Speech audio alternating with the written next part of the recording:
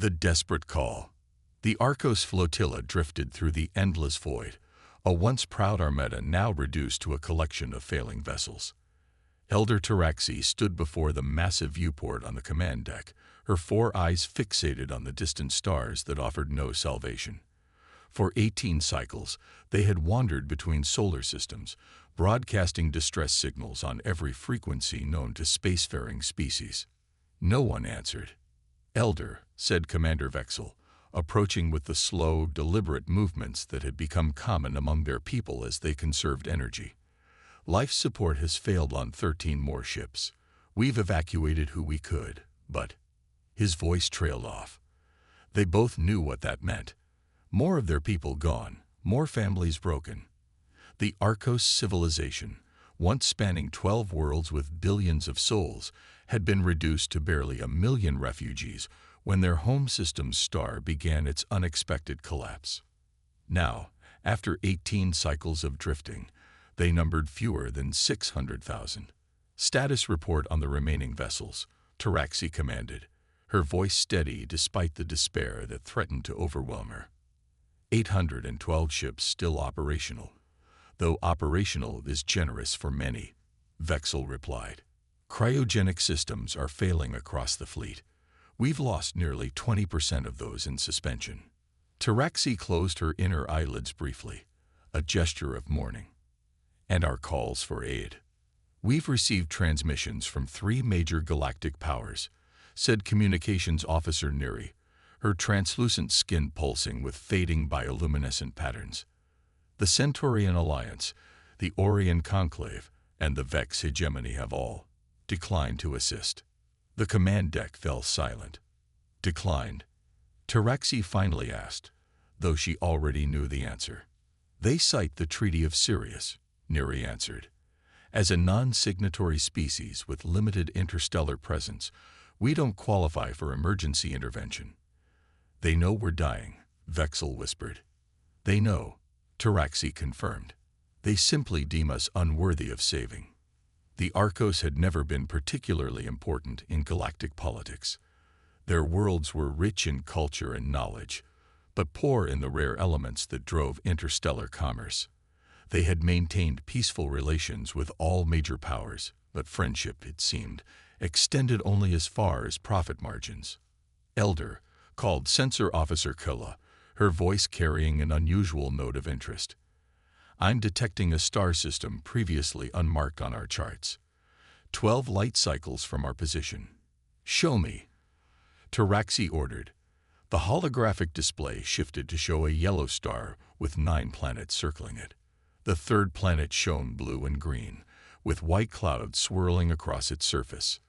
"Life signs. Abundant," Killa confirmed. "And artificial satellites. Primitive technology by our standards, but definitely an intelligent species." Historian Jorel accessed the ship's archives. "This system is not on any major trade routes. The species there is called humans.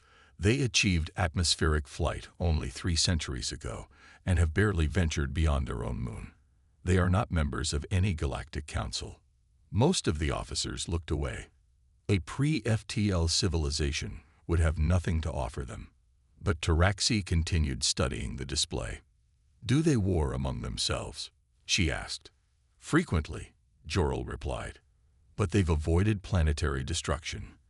Their history suggests remarkable resilience and adaptability." "How many distinct nations?" "Nearly 200 sovereign territories, though they formed various global alliances." Taraxi's skin glowed slightly brighter, a rare sign of interest. "Set course for their system. Maximum energy conservation. Direct all remaining power to life support and cryogenic systems." Her officers stared in surprise. "Elder," Resource Officer Mila said carefully, "these humans cannot help us. They lack the technology. The advanced civilizations with the technology have ignored us," Taraxi replied. "Perhaps these humans, who know struggle, will at least acknowledge our existence. Our translators may not be compatible with their language," Neri warned. "Then we will find another way to communicate," Taraxi said firmly. "We have nothing to lose by trying." As the massive flotilla adjusted course toward the small blue planet, Taraxi returned to her quarters. She opened a personal recording device and began composing a message simple enough for a developing civilization to understand, yet desperate enough that perhaps they would listen. To the people of Earth, she began. We are the last of the Arcos. Our worlds are gone. Our people are dying. We ask for your mercy. Captain Maya Santos stood on the bridge of the UNSC Pathfinder, Earth's newest deep space research vessel. Their mission to study the unusual radiation bursts from Jupiter's moon Europa was interrupted when communications specialist Chen bolted upright at his station. Captain, I'm picking up a signal. It's not one of ours. Santos crossed to his station. Natural phenomenon. No, ma'am. It's repeating in a pattern. Definitely artificial. Chen adjusted his headset. I've never heard anything like it. Dr. Abrams, the ship's science officer, joined them. Can we trace the source? Chen nodded, fingers dancing across his console. Signal is weak but consistent. It's coming from beyond Neptune's orbit and moving inward. Santos froze. Beyond Neptune? That's not possible. We don't have any missions out that far. It's not ours, Captain, Chen said quietly. The translation software is trying to decode it, but the pattern is universal, like an SOS that transcends language. Santos studied the star map. How long until whatever's broadcasting that signal reaches Earth's orbit? 11 days at their current speed, Chen replied. Santos didn't hesitate. Send word to command. We're about to have visitors, and prepare the Pathfinder for intercept. She turned to her first officer. Inform the crew. Humanity just made first contact. For 11 days, Earth prepared for humanity's first encounter with extraterrestrial life. Military forces went on high alert. Scientists worked frantically to improve translation algorithms. Religious leaders called for calm. And governments around the world, for once, worked in unprecedented cooperation. When the Pathfinder finally reached the source of the transmission, the bridge fell silent. My God, whispered Dr. Abrams. Floating in the black expanse was a massive collection of spacecraft. Thousands of vessels clustered together in a desperate formation. Many showed minimal power signatures. Some were completely dark. Thermal scans show life signs, reported Lieutenant Park, but they're weak, and many ships register no life at all. Santos leaned forward. They're dying, she said softly. How long have they been out here? The largest vessel in the flotilla began transmitting directly to them. The message was a series of mathematical equations followed by images, universal language. It showed a star collapsing, planets breaking apart, ships fleeing. Then it showed cryogenic chambers failing, life support systems breaking down. Finally, it showed several advanced-looking planets turning away from the flotilla. They'd been asking for help, Santos realized, and no one would help them. The final image showed Earth with a simple question mark. Santos stood. Open a channel, she ordered, and send this message with our simplest mathematical response to confirm understanding. She cleared her throat and spoke words that would forever change humanity's place in the galaxy. This is Captain Maya Santos of Earth. We hear you, and we will help. Unexpected allies. Within hours of the Arcos flotilla entering Earth's orbit, humanity's response shocked the alien refugees.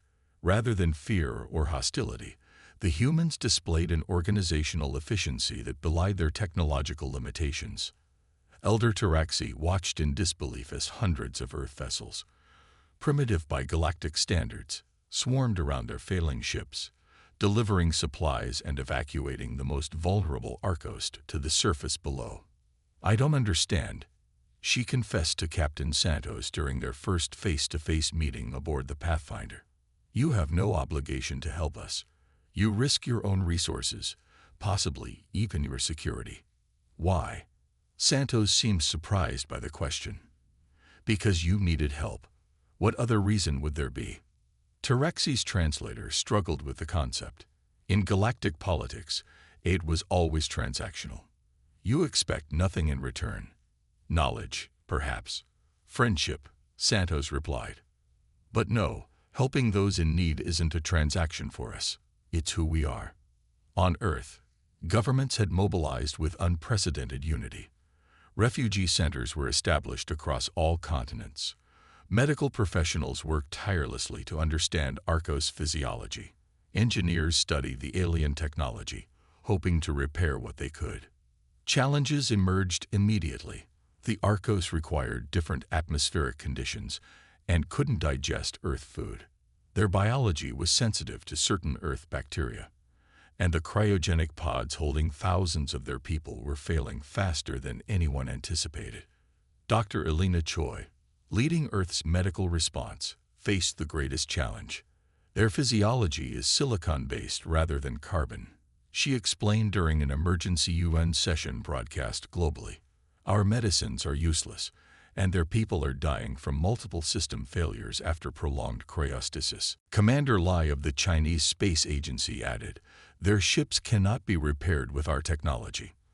The materials and energy systems are beyond our capabilities. For a moment, despair threatened to overwhelm the collaborative spirit. Then Dr. Kwame Nkrumah, a Ghanaian physicist, stepped forward. We cannot match their technology, he acknowledged. But we don't need to. We need to adapt ours. Within days, a global network of scientists, engineers, and even hobbyists emerged, all focused on solving what became known as the Arcos Challenge. Universities turned over their facilities. Private companies opened their research labs.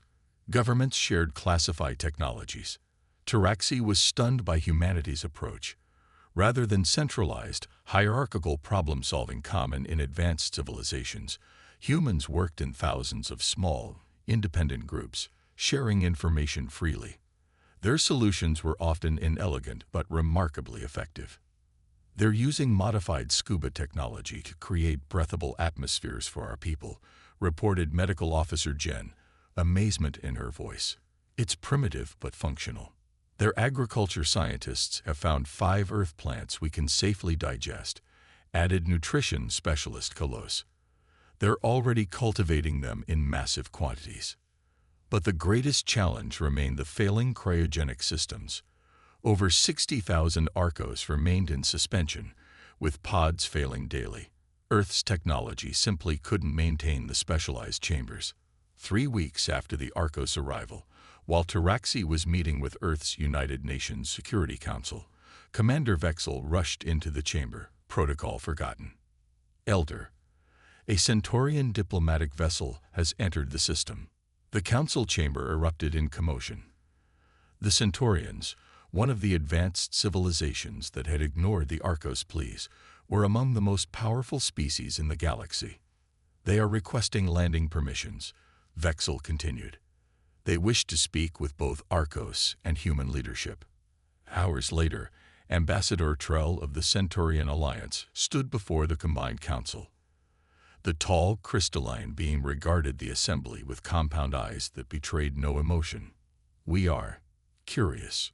Trell began, the translation devices rendering the musical Centaurian language into various Earth tongues.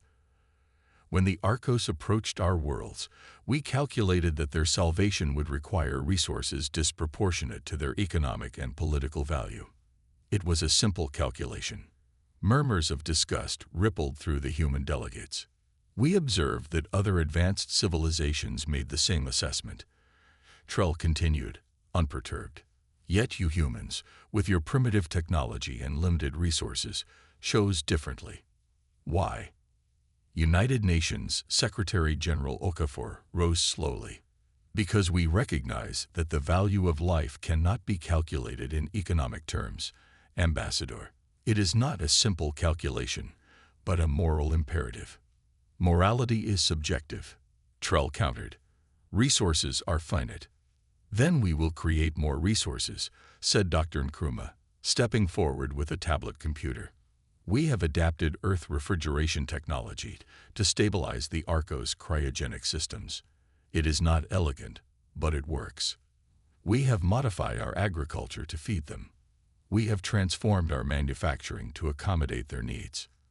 Impossible, Trell said, compound eyes dilating slightly. Your technological level cannot support such adaptations. Yet here we are, Santos replied. Perhaps your calculations fail to account for determination. Trell was silent for several moments, internal lights pulsing in what might have been confusion. We have reconsidered our position, the ambassador finally announced. The Centaurian Alliance wishes to provide humanitarian assistance to the Arcos and technological exchange with Earth.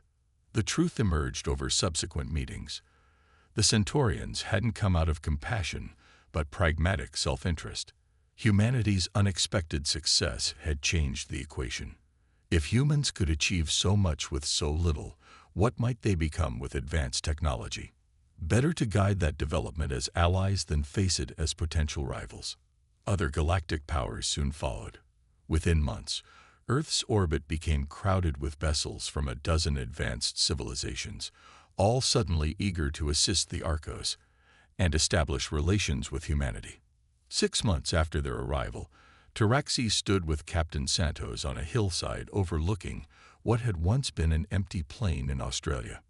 Now it held New Arcos, the first permanent settlement of their people on Earth. Nearby, humans and Arcos worked together on a massive construction project, Earth's first faster-than-light vessel, built with Arcos knowledge and human innovation.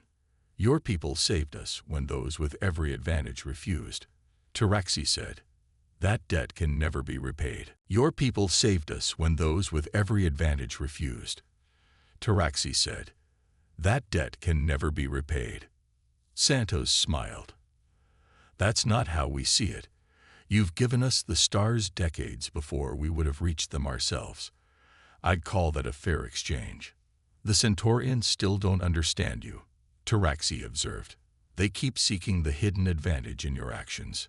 Perhaps that's why their civilization has stagnated despite their technology, Santos replied. They've forgotten that compassion itself has value. As the sun set over New Arcos, Taraxi reflected on the strange twist of fate that had brought them to Earth. Had any advanced civilization answered their call, the Arcos would have survived as dependents, perhaps eventual citizens of an existing power. Instead, they had found Earth, and in saving the Arcos, humanity had announced itself to the galaxy not as supplicants, but as equals. The Centaurians and others might have superior technology, but Earth had demonstrated something more powerful, the strength that comes from valuing life above calculation. The galaxy would never be the same, and neither would humanity.